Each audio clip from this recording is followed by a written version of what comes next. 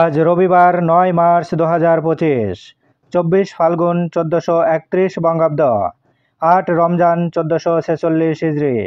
জানিয়ে দেব আজকের দৈনিক ইত্তেফাক পত্রিকার শিরোনামগুলো। বোতলজাত সয়াবিনের সরবরাহ স্বাভাবিক হয়নি, কমেছে খোলা তেলের দাম। নারীদের উপর জঘন্য হামলার খবর উদ্বেগজনক, ডক্টর ইউনূস। নারী বিরোধী শক্তিকে অবশ্যই মোকাবেলা করব। ছোট্ট শরীরে পাশবিক নির্যাতনের বহু ক্ষত, জীবন মৃত্যুর সন্ধিক্ষণে মাগুরার ধর্ষণের শিকার শিশুটি। মামলার অভিযোগ, ধর্ষণ করে বোনের শ্বশুর, সহযোগিতা করে ভগ্নিপতি।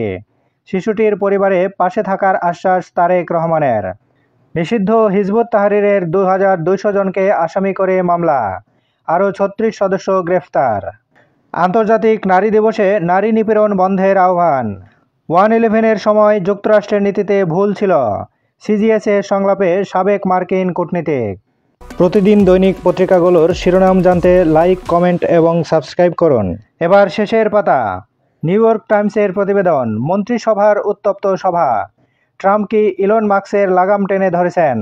আদালতের আদেশে গ্রেফতার বাতিল। কারাগার থেকে মুক্তি পেলেন দক্ষিণ কোরিয়ার অভিশংসিত প্রেসিডেন্ট ইউন সুক ইউল।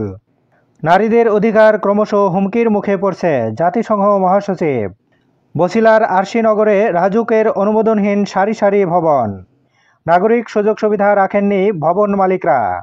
ভবনগুলো ৩ শ্রেণীতে ভাগ করে ব্যবস্থা নেবে রাজুক। ড্রোন ক্যামেরা ব্যবহার করে অবৈধ ভবন চিহ্নিত করা হবে। বালু ব্যবসা নিয়ে দ্বন্দ্ব, মাদারীপুরে 2 ভাইসহ 3 জনকে কুপিয়ে হত্যা।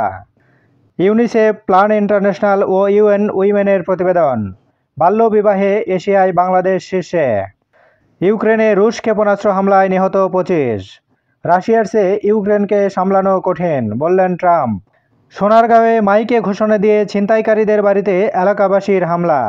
আমার জীবনের গুরুত্বপূর্ণ 3 মানুষ, মা, স্ত্রী ও কন্যা, বললেন তারেক রহমান।